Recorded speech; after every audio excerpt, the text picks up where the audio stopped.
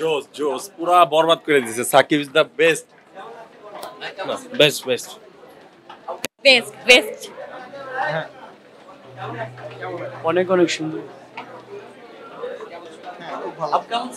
Best ভালো ভালো ভালো ভাই, ভালো পয়েন্টের মতো হয় নাই, এভারেজ ভালো ভালো ভালো। জোস ছিল, জোস জোস, খুব ভালো লাগছে, খুব ভালো লাগছে, খুব ভালো লাগছে, অসাধারণ অসাধারণ। জিল্লুর জিন্দাবাদ। খুবই ভালো ভাই, জেনারেশন ডিফাইনিং। বাংলাদেশে যে এমন ছবি, এটা অকল্পনীয়। এই প্রথম, এটা আমার কাছে মনে হচ্ছে ইন্টারন্যাশনাল মানের। আর হচ্ছে সাকিব খানের যেই অভিনয়টা করেছে, এটা অসম্ভব ভালো। মানে সাকিব খান সাকিব খানই, ফ্যামিলি নিয়ে দেখার মতো ছবি। এই মুভিটার মধ্যে আসলে সব কিছুই আছে, রোমান্টিক, ভালোবাসা, ট্র্যাজেডি, সব কিছুই আছে। সাকিব খানের মনে হয় বেস্ট ছবিটা, খুবই ভালো লেগেছে। জিল্লু মাল দে। সাকিব খানকে তো ছোটবেলা থেকেই পছন্দ করি, ছোটবেলা থেকে ওর মুভি ছাড়া কোনো মুভি দেখি না। আর প্রতিরোধই দেই, মুভি বেরোলে আগেই অনলাইনে টিকিট কাটি চান্নাতের দিনই। আমরা সবসময় অনেক আগে প্ল্যান ছিল, যখনই বেরিয়েছে ট্রেলার তখন থেকে ভাবছিলাম দেখবো, বাট টিকিট পেয়েছি দুদিন পরে, আমরা অনলাইনে টিকিট কাটছি। আমি বরবাদ মুভিটা দেখেছি সাকিব খানের, অনেক সুন্দর ছিল। বিশেষ করে ওনার যে অ্যাকশনগুলো ছিল, আমি বাংলার প্রথম দেখেছি যে এত অ্যাকশন মুভির মধ্যে সবচাইতে বেস্ট ছিল। পরিবার নিয়ে দেখার মতো, হ্যাঁ কিছুটা পরিবার নিয়ে দেখার মতো।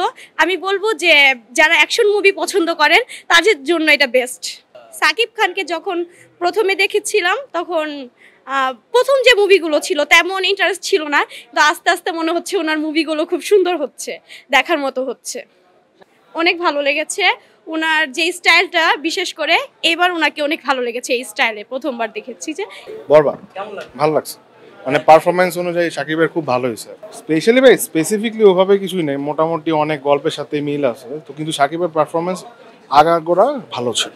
নতুনত্ব বলতে কি ভাই, এখন নতুন বলতে ওরকম কিছুই নেই, সবকিছু কিছু না কিছু রিমিক হয়। অ্যাকশনগুলো নতুন ছিল, হ্যাঁ মানাইছে, একদম পারফেক্ট। সাকিবের একদম পারফেক্ট, একদম জেনুইন ছিল। প্রথমত সাকিবের পারফরমেন্সটা, তার যে চরিত্রটা ছিল সেটা খুব ভালো মতো ফুটিয়ে তুলছে।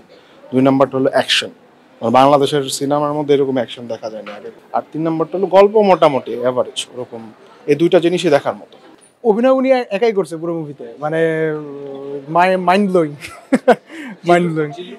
জিল্লু ক্যারেক্টারটা, হ্যাঁ এটা অনেক গুরুত্বপূর্ণ একটা ক্যারেক্টার। এটা হচ্ছে আমাদের মেধার যে ইমপ্রুভ, এই ছবি হচ্ছে তার প্রমাণ।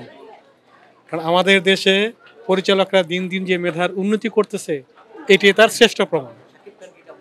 অসাধারণ, ওর যেই অভিনয়ের দক্ষতা দিন দিন বাড়তেছে, এটা আসলে অকল্পনীয়।